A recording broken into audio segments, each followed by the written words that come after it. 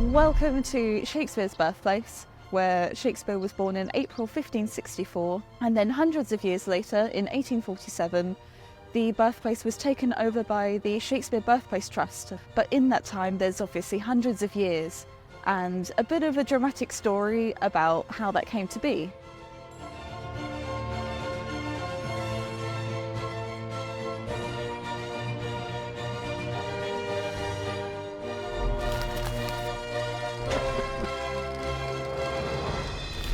So by the 1840s, the birthplace has kind of fallen into disrepair. The Hart family had owned it after Shakespeare died, and then the Court family, and they just, between them, couldn't keep up with the amount of maintenance that it needed. But by 1846, there are some notable figures who want to save the birthplace, such as Charles Dickens and P.T. Barnum. These are two people you might not think of as wanting to be involved with the Shakespeare birthplace, but they really are. P.T. Barnum is an American politician, philanthropist, who today is known as owning circuses, collecting oddities, and he wanted the Shakespeare birthplace to be one of those. The story, according to Barnum, is that he wanted to purchase the birthplace, dismantle it essentially, and literally ship it off to New York, which I don't think would have gone down well with actually anyone. So he kind of came up with a scheme to make sure that nobody found out. He sent his own sort of secret agent to the UK to inquire about the birthplace and about the purchase. And he told this person, don't tell them who I am, don't tell them I'm American, just go in and find out. But unbeknownst to him, on the other side was the London Committee and the national effort to raise money to purchase the birthplace, but also the money to conserve it afterwards for the long term.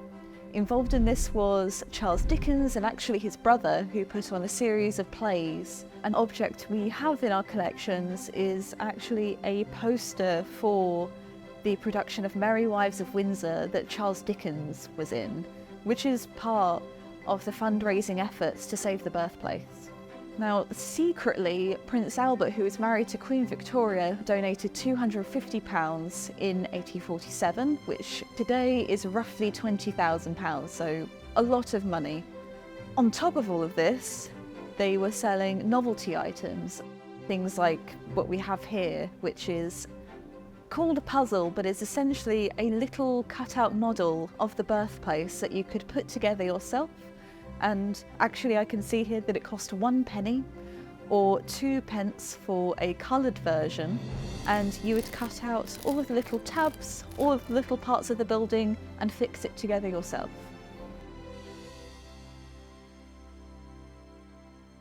Another thing that happened was a replica of the birthplace was built in Surrey, and this attracted a lot of visitors and generated a lot of publicity to the situation that the real birthplace was in. This replica that was built of the original birthplace had reenactments of the eruption of Vesuvius, which is a little bit strange, but I think really interesting.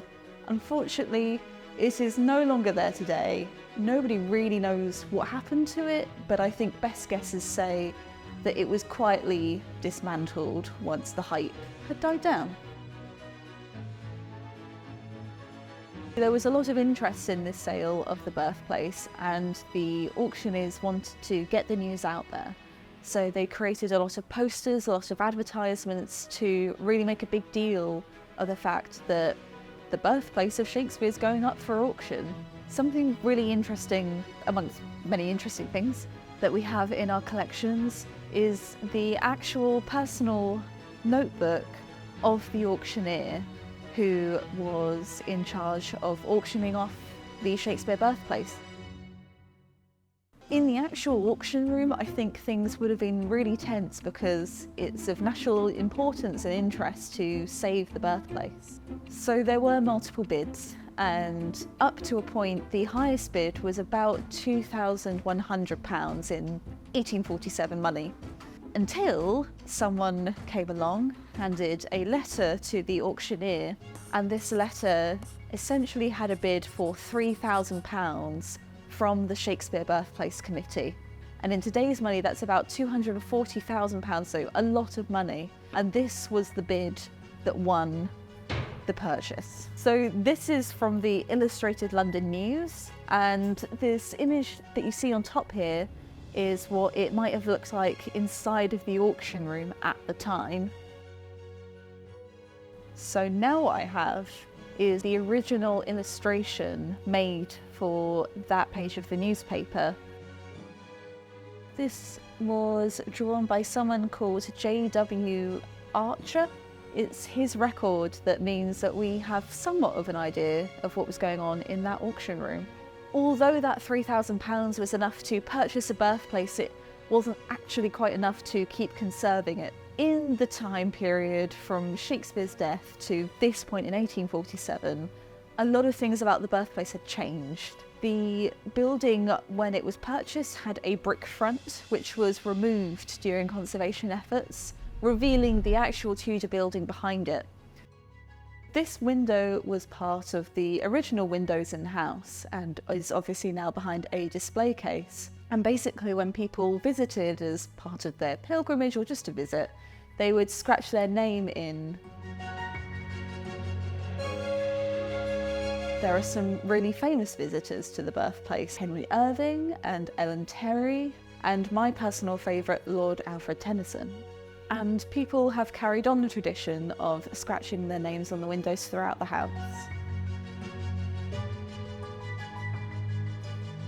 The conservation efforts that started then are why we can all still visit the birthplace today.